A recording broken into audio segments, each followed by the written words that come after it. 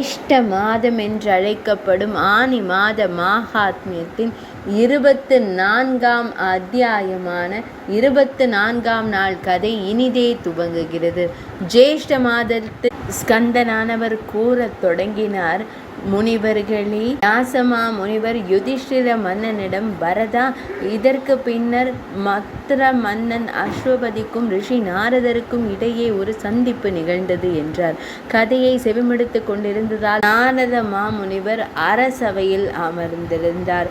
அதே நேரத்தில் இளவரசி சாவித்ரி அமைச்சர்களுடன் அனைத்து புனித யாத்திரை தலங்களையும் தரிசித்துவிட்டு தன் இல்லம் திரும்பினாள். ஏன் அவளுக்கு திருமணம் செய்து வைக்கவில்லை என்று வினவினார் நாரத மாமுனிவர்.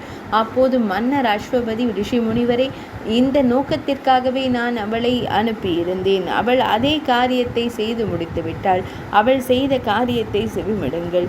அவளுக்கு என்ன கணவன் கிடைத்திருக்கிறான் என்று கூறுங்கள் என்றார். தந்தை அவளிடம் விவரமாக கூறும்படி வினவிய போது அந்த பெண் தெய்வங்களின் வார்த்தைகளை நம்பி உரையாடினாள். சாவித்ரி, சால்வ தேசத்தின் தியூமத்சேனன் என்ற க்ஷத்ரியன் இருந்தான்.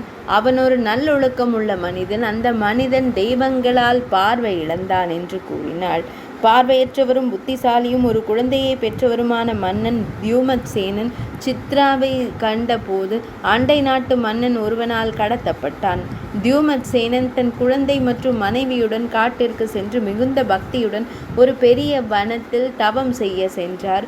அவரது மகன் பௌர்ணமியில் பிறந்தான். ஆனால் அங்கேயே வளர்ந்தான். அவன் அங்கு சத்தியவான் என்று அழைக்கப்படுகிறான். நான் அவனுக்கு திருமணம் செய்து கொடுத்தேன். இதனை செவிமடுத்த நாரத மாமுனிவர், அவள் ஒரு பெரும் பாவத்தை செய்துவிட்டாள். 100 நற்குணங்கள் கொண்ட சத்தியவான் என்ற மனிதனை தன் கணவராக தேர்ந்தெடுத்துள்ளாள். இந்த பையன் தந்தையும் தாயும் உண்மையையே கூறுகிறார்கள்.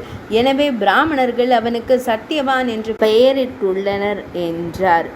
இந்த பையனுக்கு குதிரைகள் மீது மிகுந்த பிரியம் உண்டு. அவன் களிமண்ணில் குதிரைகளை செதுக்குகிறான். குதிரைகளின் படங்களையும் வரைகிறான். எனவே அவன் சித்திர அஸ்வன் என்றும் அழைக்கப்படுகிறான். மன்னன் அஸ்வபதி, நாரத முனிவரை, தந்தை மீது அன்பு கொண்ட அந்த இளவரசன் சத்தியவான் தற்போது புத்திசாலியாகவும் அறிவாளியாகவும் வீரனாகவும் இருக்கிறானே என்றார். நாரத மாமுனிவர் கூறினார், அரசே, அவன் சூரியனைப் போல் ஒளி மிக்கவன், புத்திசாலி, தேவேந்திரனைப் போல வீரம் மிக்கவன், பிருத்வியைப் போல் மன்னிக்கும் குணம் கொண்டவன். அவன் ஒரு இளவரசன், பிரம்மத்தை அருள்பவன், வீரியம் மிக்கவன், சிற்றின்ப நாட்டம் உள்ளவன், விழிகளுக்கு விருந்தளிப்பவன். அவன் பலி, தியுமதன், ஏயாதி ஆகியோரைப் போல் சக்தி வாய்ந்தவன், சந்திரனைப் போல் அழகானவன், அஸ்வினி தேவர்களைப் போல அழகானவன். அவன் தந்தன், முருடு, வீரன், சித்தன், ஜிதேந்திரியன் மற்றும் துறவரத்தின் புதையல். அஸ்வபதி கூறினார், நாரத மாமுனிவரே, அந்த சிறுவன் எல்லா நற்குணங்களும் பெற்றவன் என்று கூறுகிறீர்கள். அவனிடம் ஏதேனும் குறை இருந்தால் தயை கூர்ந்து கூறுங்கள். அதற்கு நாரத மாமுனிவர் கூறினார், அரசே, அவனுடைய எல்லா நற்குணங்களையும் மறைக்கும் ஒரே ஒரு குறை மட்டுமே உள்ளது, வேறு எதுவுமே இல்லை. அந்த குறை என்னவென்றால், குறுகிய ஆயுள் கொண்ட சத்தியவான் இன்னும் 1 வருடத்தில் இறந்து விடுவான். அரசர் அஸ்வபதி கூறினார், சாவித்ரி, அழகியே, இங்கே வந்து வேறு ஒருவரை திருமணம் செய்து கொள். அந்த சத்தியவானுக்கு அவனுடைய எல்லா நற்குணங்களையும் அடக்கும் ஒரே ஒரு குறைதான் உண்டு. அந்த குழந்தை ஓராண்டில் இறந்து விடும். நாரத மாமுனிவர் என்னிடம் அவ்வாறு கூறினார். பிறகு சாவித்ரி கூறினாள், என் தந்தையே, அரசர்கள் ஒரு முறைதான் கூறுவார்கள், ஞானிகள் கூட ஒரு முறைதான் கூறுவார்கள், உணவுக்கான விரதம் ஒரு முறைதான் கொடுக்கப்படுகிறது. இந்த 3 காரியங்களும் ஒரு முறைதான் செய்யப்படுகின்றன. அது நீண்டதாக இருந்தாலும் சரி, குறுகியதாக இருந்தாலும் சரி, சகுணமாக இருந்தாலும் சரி, நிர்குணமாக இருந்தாலும் சரி, நான் ஒரு முறை ஒரு கணவனை தேர்ந்தெடுத்தேன். இனி நான் இன்னொருவனை கணவனாக தேர்ந்தெடுக்க மாட்டேன்.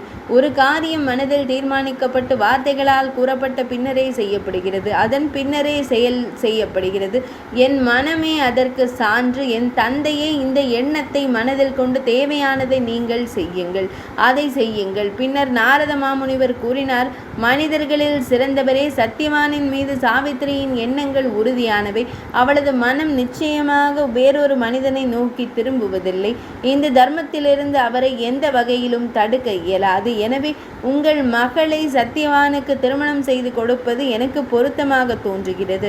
அரசர் அஸ்வபதி கூறினார், நாரத மாமுனிவரே, நான் இந்த வார்த்தைகளை சிந்திக்காமல் கூறிவிட்டேன். இப்போது நான் உங்கள் சத்திய வார்த்தைகளை பின்பற்றுவேன், ஏனென்றால் நீங்கள் என் குரு என்றார். நாரத மாமுனிவர், அரசே, உங்கள் மகளின் திருமணம் தடையில்லாமல் நிகழட்டும் என்றார். இவ்வாறு கூறி நாரத மாமுனிவர் எழுந்து ஸ்வர்க்கத்திற்கு சென்றார். அதன் பின்னர் அரசர் அஸ்வபதியும் தன் மகளுக்கான அனைத்து திருமண சடங்குகளையும் ஜேஷ்ட மாதம் என்றழைக்கப்படும் ஆனி மாத மாகாத்மியத்தின் 24ஆம் அத்தியாயமான 24ஆம் நாள் கதை இனிதே நிறைவடைந்தது.